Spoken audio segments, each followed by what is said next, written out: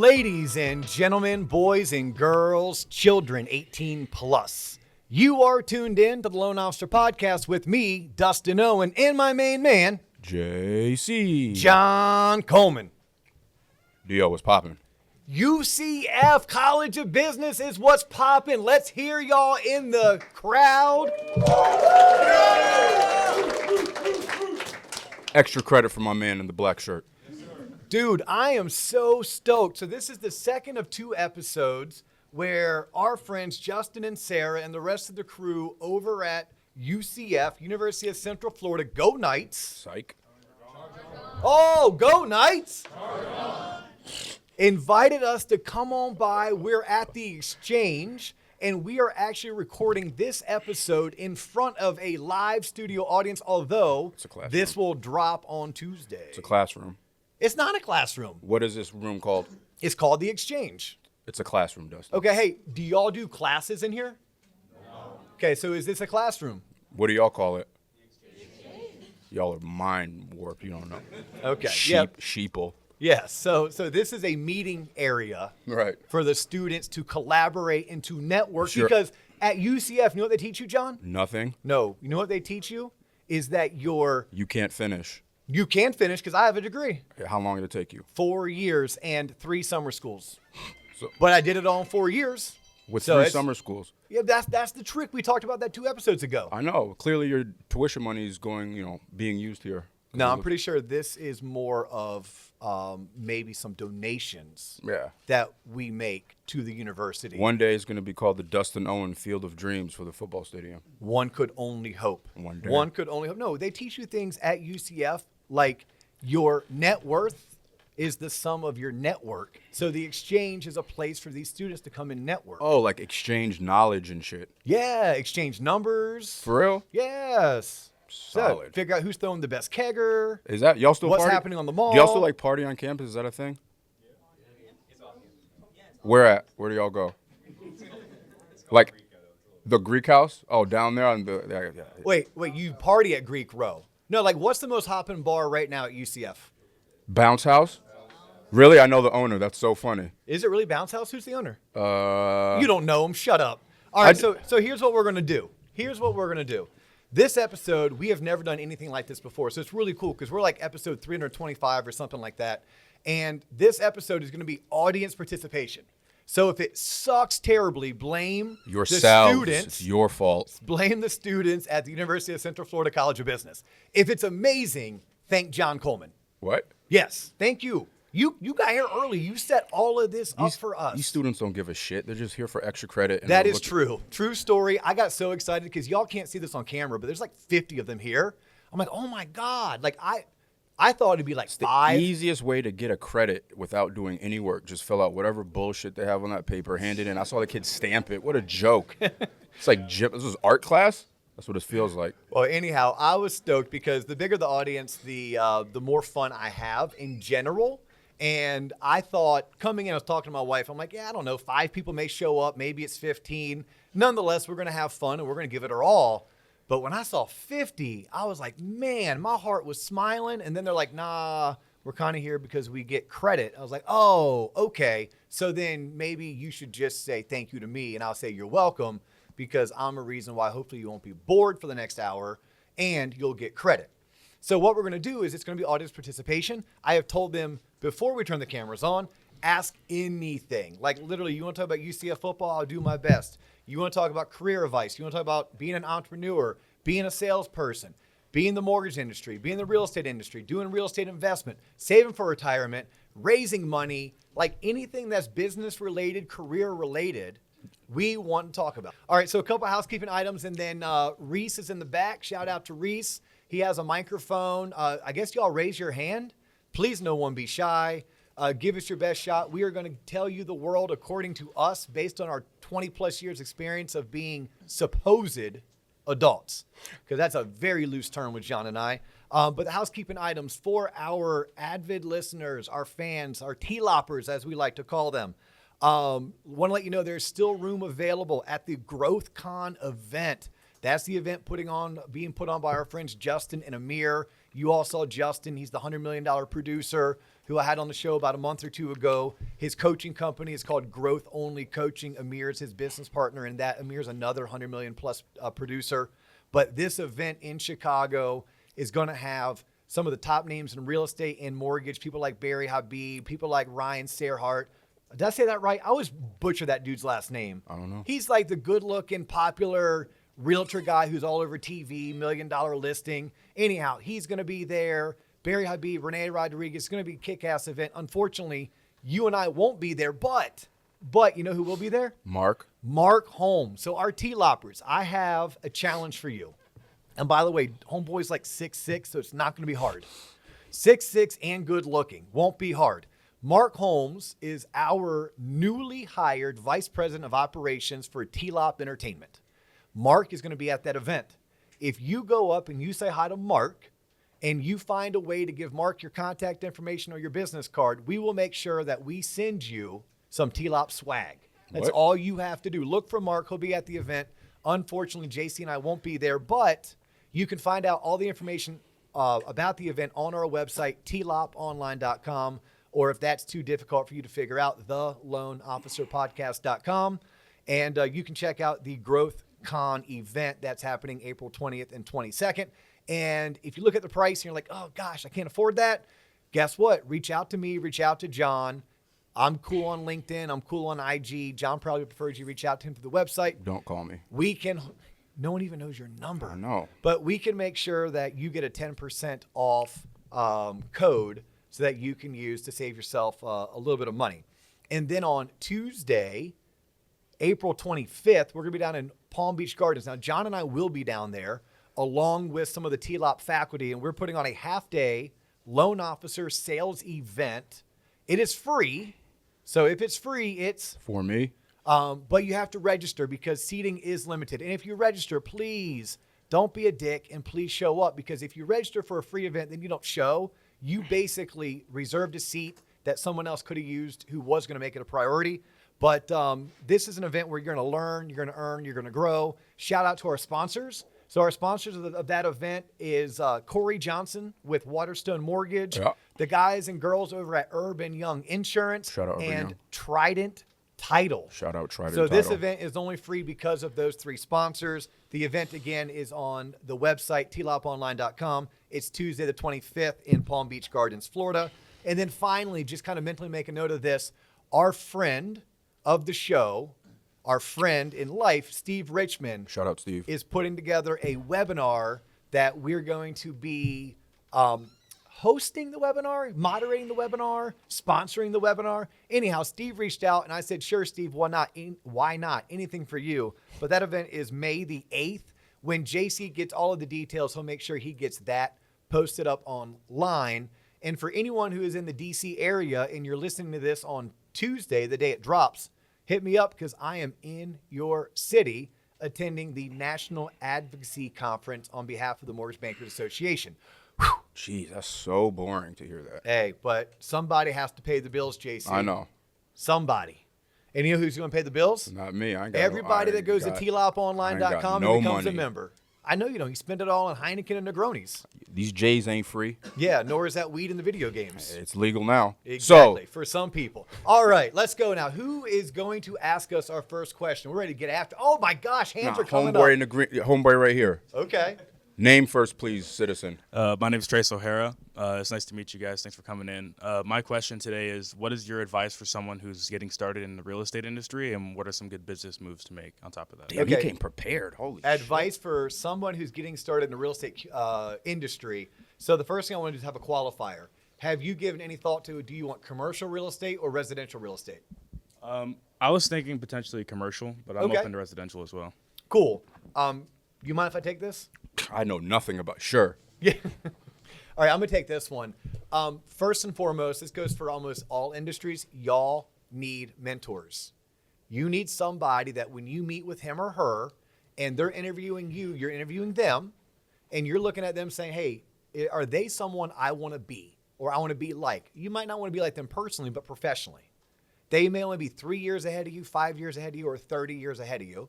And then are they the type of person who wants to invest in somebody who is a Henry? A Henry to me is high energy, not rich yet. I love me some Henrys, right? I want to find someone who's full of energy, right? But they haven't made it yet. And so that means they need maybe what I can offer. I might not be able to offer energy. Look, I'm 44 years old, right? I save all my energy for one Ironman competition a year. The rest of it, I ain't got time for it. So if I can find someone with the energy, I can invest in you. And that's what I want to do as an employer. That's what you should be looking for, someone who's willing to do that. I would tell you locally, if you stay local, yeah, check out the guys and girls over at Jones Lang LaSalle. My buddy Aaron Gray crushes it over there. My cousin Jimmy is a commercial realtor up in the Chicago area. He crushes it. I have a family friend who works for Jones Lang LaSalle out in San Francisco, and she crushes it. And then my last piece of advice is y'all got to be willing to be broke for a little bit of time. Like, you just got to, right? So you have to be willing to work really hard to make no money. That should be okay if you're getting, I won't say paid, not getting paid, if you're getting taught, if you're learning, right? There's two types of jobs you should take. Either the job that pays a whole lot of money, but you might not learn a whole lot, or the job that teaches you everything you need to know, but you might not make a whole lot. In a perfect world, you would get both. But typically, early on in your career, you don't. You said it was Trey or Trace? Trace, did I answer your question? Yes, sir. Okay, perfect. Thank you. Oh, gosh, how are we going to do this? Throw it. Just chuck it at people. Puff, puff, pass, baby. Let's go. Name, sir, student. My Can name you is speak into the microphone? My name is Abi. I've definitely enjoyed this experience with all you guys, especially getting to know John. I know in the first one he wasn't really talking as much, but it's hype. By Had to design. ask John a fun question. So I see your Boston Red Sox hat. Are you a Celtics fan? No, not really. Okay. How far do you think the Sixers can get in the playoffs this year? Probably the second round. Okay. Was that it? I mean, Get him out. Kick him out. He's taking time No, away. we No, said but I know I'm joking. anything No, goes. that was fucking. I'm messing with you. I'm fucking with you. Here's a fun story about John Coleman is he follows sports, No. but every time you try to ask him about sports, he's like, I can't be with that. Yeah, I don't Right? like sports no, or he track. does follow, especially basketball. You know what's going on in basketball. Not really. His wife worked for the Magic for like 15 years. He knows what's going on in basketball. Sports are garbage when you hit a certain age. You realize No, there's they're more, not. there's No, they're not. more It's what I things live to for. do in life to watch a 17-year-old man run with a football on a field. Usually they're about 19 That's to 29. Yeah, sure. Okay. All right. So he said 76 or second round. Look, Write yeah. it down. Write it down. Put it on a bet right now. Yep. You heard it. You heard it here first or second. I What's can't good, believe y'all? My name is Mello. Mello, what up? Yes, sir. I'm a third-year student in college. My Oh. first year at UCF. My first semester at UCF. Did Okay. you direct connect? I did from Valencia, Awesome. which I only Congrats. went for one semester also because I was at UF before. Didn't work out. Whatever. I'm a Cowboys fan. I was at the Jackson Jaguars game this season and had to experience very sad moments of Trevor Lawrence and his main pretty much destroying the Cowboys before we Yeah, went on. Cowboys fell apart this last NFL football season. It was sad, the end of the playoffs, but we'll be back next year, Super Bowl, baby. But my question for you, Dustin, was that you said you did not enjoy doing loans. I don't know if that was just anymore or ever at all. And I was wondering how you toted the line with the dynamic of enjoying what you were doing in terms of that and how you were able to persevere through that to still become successful and do other things you wanted to do. Like, what was your mindset about not really enjoying what you wanted to do, but still doing it because you knew the bigger picture or whatever? You know what I mean? It's a great Yeah, question. great question. That's a phenomenal question, Mello. So thank you. And it's going to be a lengthy answer, so I'll do my best. And sometimes my best isn't good enough, and that's okay. But I'll do my best to condense the answer because you were alluding to a conversation I had off camera with the group talking about my career and that I got to a point where I was no longer enjoying doing loans. So I made a goal that I would pull myself away from personal production. Truth be told, if that's all I had to do, I think I would have a different outlook on it. But my role in the mortgage industry had morphed into so much more that, I was a VP of marketing. I was a head recruiter. I was business development. I was an executive.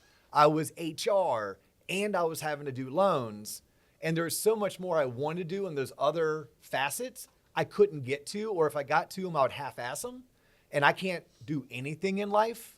Like, I have two speeds. I'm either all in or I'm all out. So I was allowing that part of my daily function to bother me. My therapist taught me that, by the way. Nothing makes me angry. I allow it to make me angry.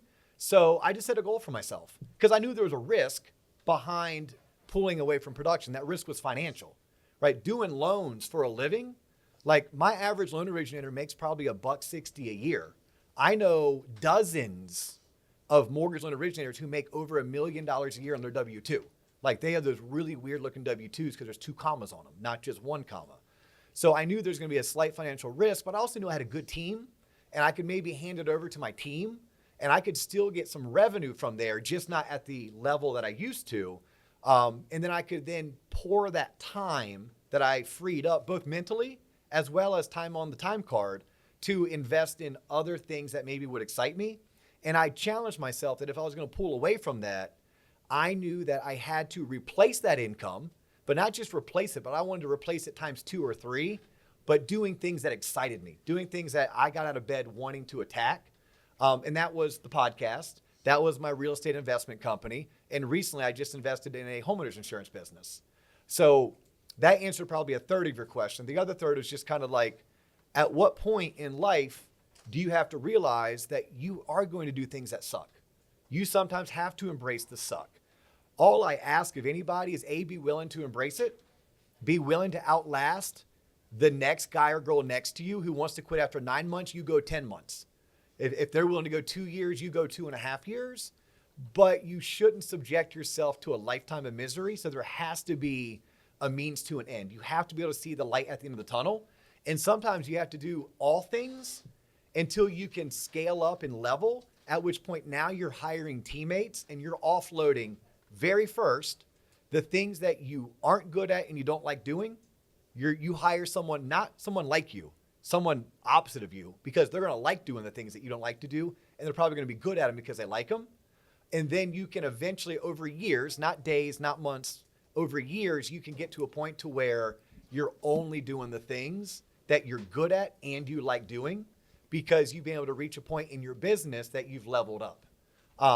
That's like, it's a BHAG for many people. BHAG stands for big, hairy, audacious goal. But I'm all for setting very high, lofty goals and working your ass off to achieve them. Because what's worse, you get 60% of the way there, which is still twice as good as your next competitor. Did that hit most of your question? I'm going to add some color. Whatever job y'all get out of college, even if it's your dream job, at some point it'll piss you off and you're going to hate it and want to quit. It's there where you kind of learn the most, so just know that. You could have any job out of the college, out of the gate that you really want, and you'll like it for a little bit, but just know it will piss you off and it will get on your nerves. But it's in those moments, to Dustin's point, and when you learn the most, and that's when I grew the most at EA. It wasn't when things were going great. It's not when everything went according to plan. It's when kind of shit fell apart and you really have to get creative with how to make things work. How did we do on that? I think you did a pretty good job answering He didn't that. answer this shit at I all. think You didn't answer this question at all. main reason why I was asking that is because like I feel like a lot of people are in points of their current career, being in college, getting into their careers, where maybe some people decide to do just what they're happy for, but some people do moves that are gonna maybe make them financially more. I'll take this one, Dio. As someone who's like, 'cause in college they want to say, hey, do what you like, work hard, blah blah blah. I'm gonna say, yeah, sure for some people, but I would implore anyone that's listening, do what you're passionate about and don't worry about anything else. A lot of times it sounds cliche-ish, but if you do what you love, the trade-off that you have when you do what you love versus just doing something you hate is like the mental stress. And what I can tell you, it's not worth it. If the payoff might not be there, you might not make all the bucks, but I call them life tokens. When you don't have to constantly deposit your life tokens into things that you aren't passionate about and don't like, you'll find that you're able to spend more time on yourself and develop yourself much more. So that's what I would just err on. Just do what you love and keep doing it, and eventually it will pay off. And my counter to that, because I do agree with John wholeheartedly, like I'm very fortunate. I only do things I like to do. And when I got started as a rookie loan originator, I literally was making half the money I would have made if I stayed in TV advertising. I was working twice as many hours. Literally, I had $10,000 in credit card debt. I deferred my student loans. I shut off my cable. This was before Hulu and Netflix, right? So I shut off my cable, drove around Central Florida with a for sale sign in my car. But if you ask me, how's work going? I would tell you straight up, I freaking love it and I'm making no money. But I'm working twice as hard. I'm making no money, but I knew there was a light at the end of the tunnel. So there's a certain amount of suck I was willing to embrace to get there so that I could finally achieve what I wanted to achieve. And I'm a money motivated person, right? Not everyone's money motivated. When you're money motivated, you'll literally sniff farts out of a seat cushion for $20, right? Because that $20 is your rush. That's your high. Not everyone is money motivated. I have learned at 44 years of age, my hobby is making money. Because I had a best friend say, Dio, when are you going to stop? When are you going to slow down? I'm like, when it stops being fun. He's like, but don't you have enough? I'm like, I have enough what? Fun? No, you can never have enough fun. And my hobby is doing things that make money. So I enjoy building businesses and scaling businesses. So there's a point that you do have to not be abused, not be run over, not do something you hate doing.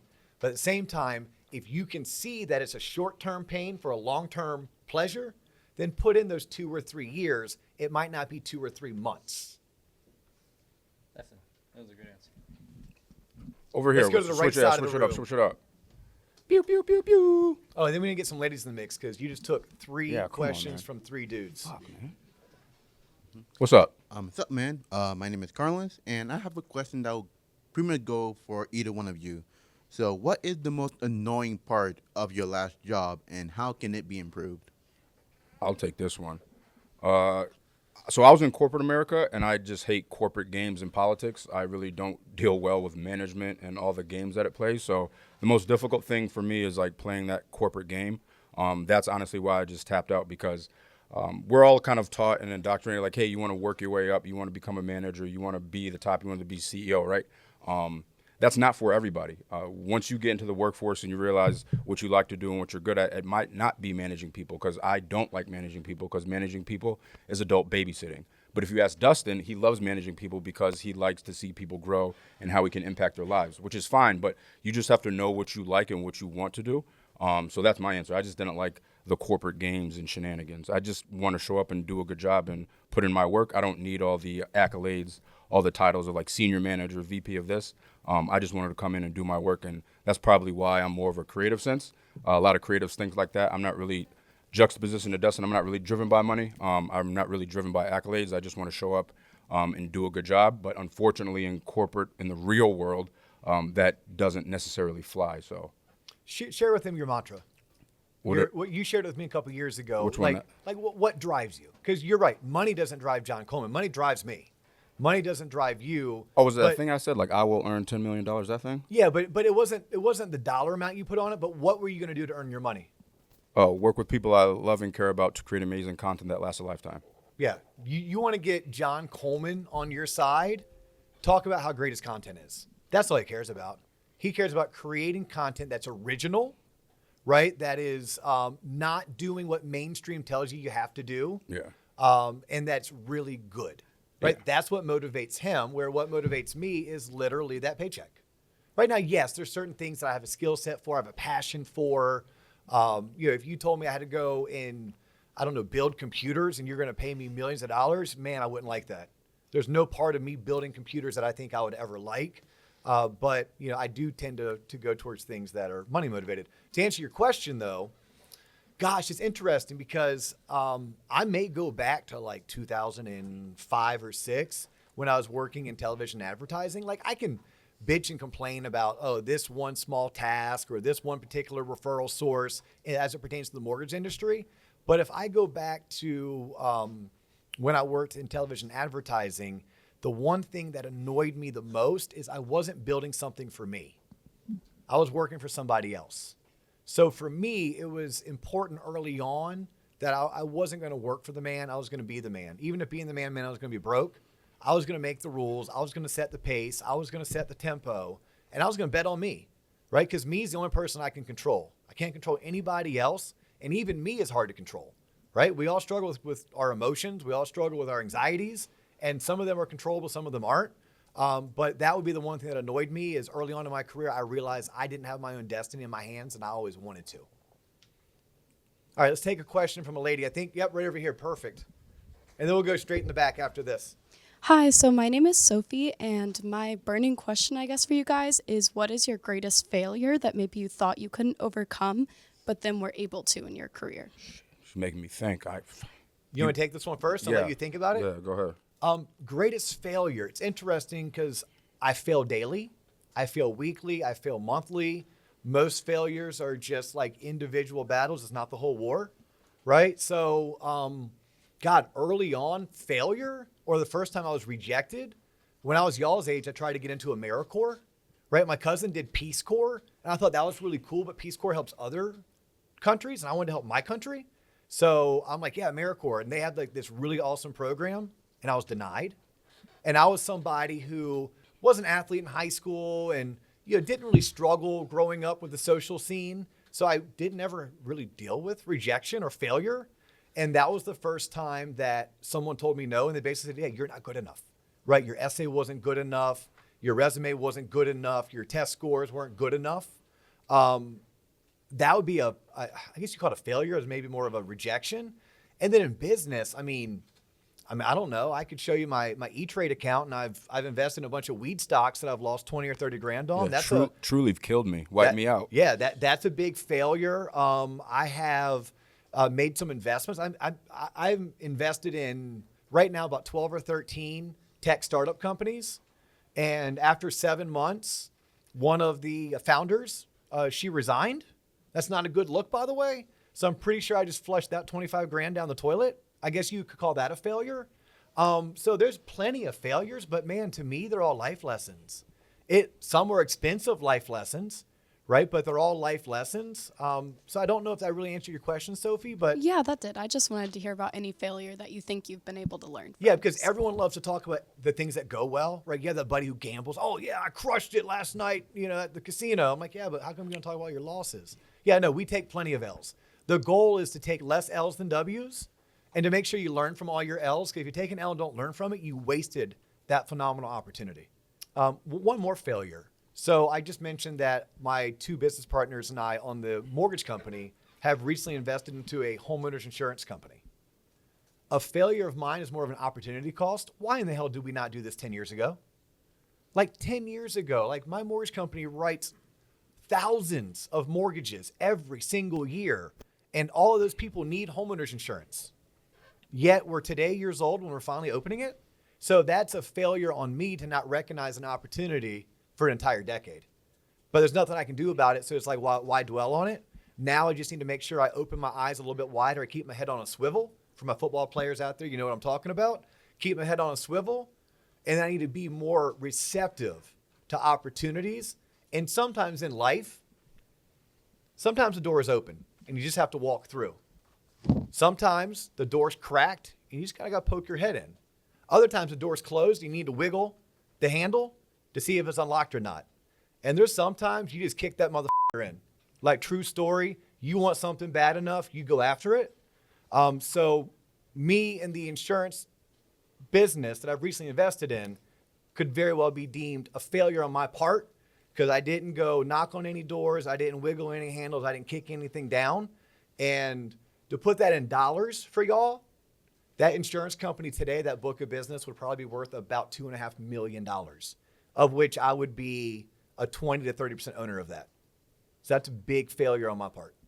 But live and learn. Yeah, I would say my failure is not saving money when I'm y'all age. Like, if it's easy, like, just save your money. As someone who blows money all the time consistently, just save your money. Even if it's a little bit, trust me, it will pay dividends in the future. You just made my heart smile. Why? Am I rubbing off on you? I'm still blowing money at a rapid pace, so clearly not. But you're at least given the proper advice. Yeah. Yes. Learn a thing or two about compound interest. Please do. Start saving today. Literally right now, 50 cents I'm not playing. It'll make such a difference. It's amazing. It's amazing. I sat down with my college-age student. It was between UCF, University of Colorado, Virginia Tech. And by the way, VTech and Colorado were not giving him any money. So that means out-of-state tuition, no bright futures, all of that.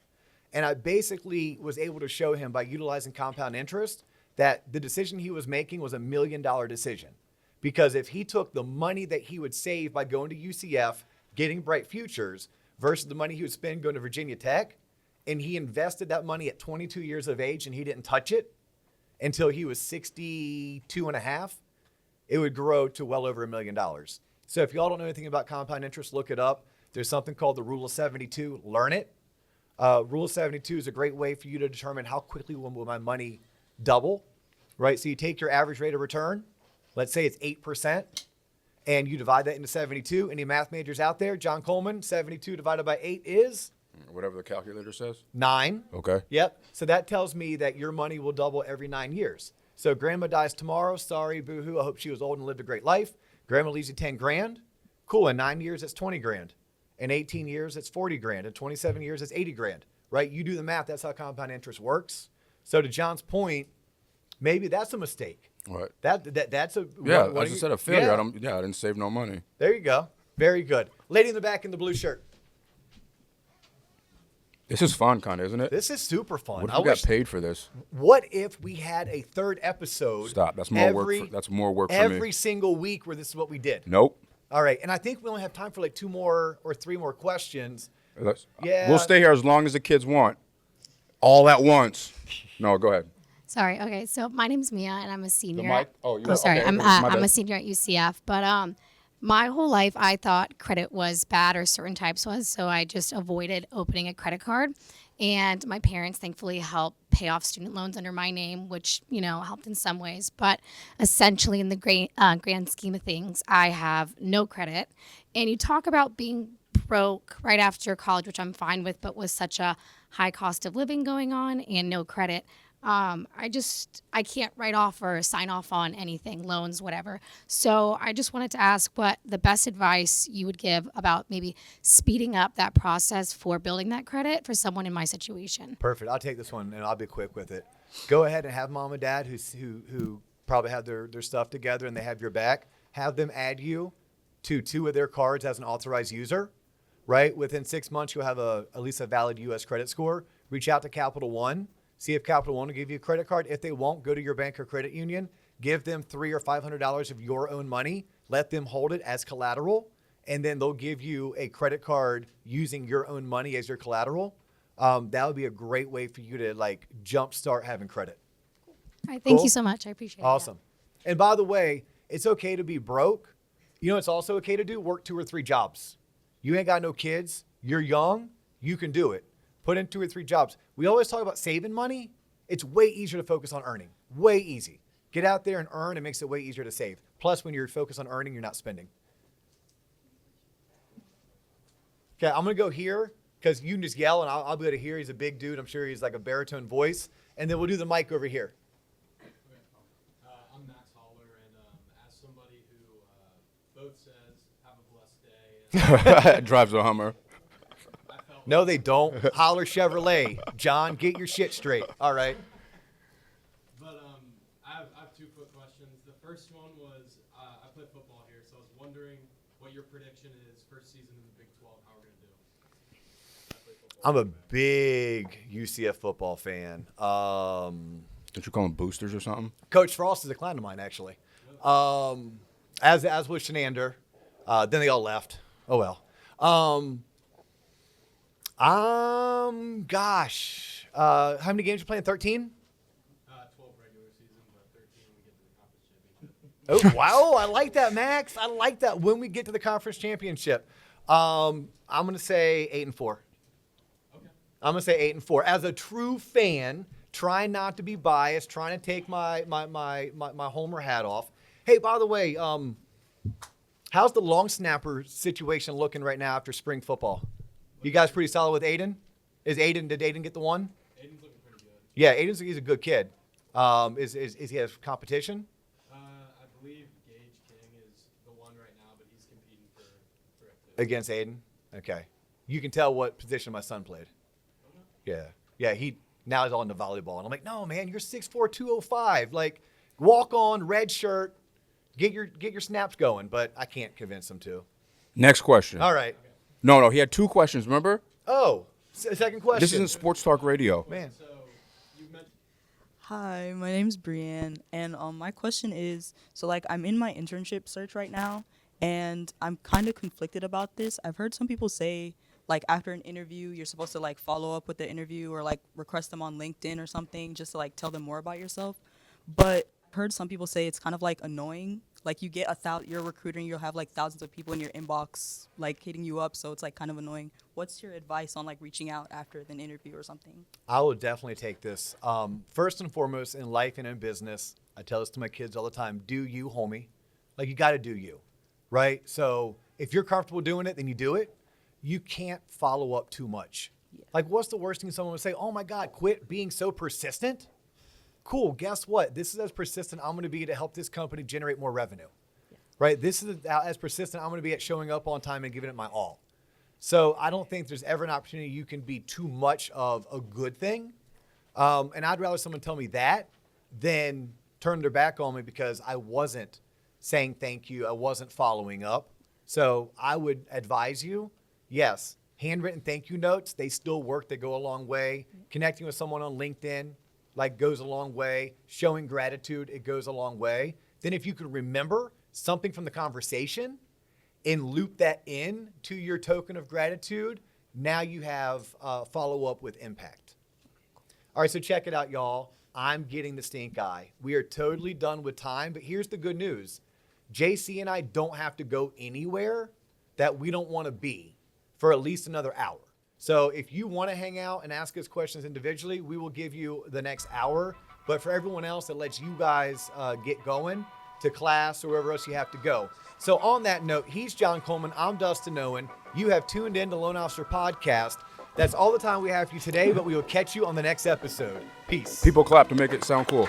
Thank you. Yeah.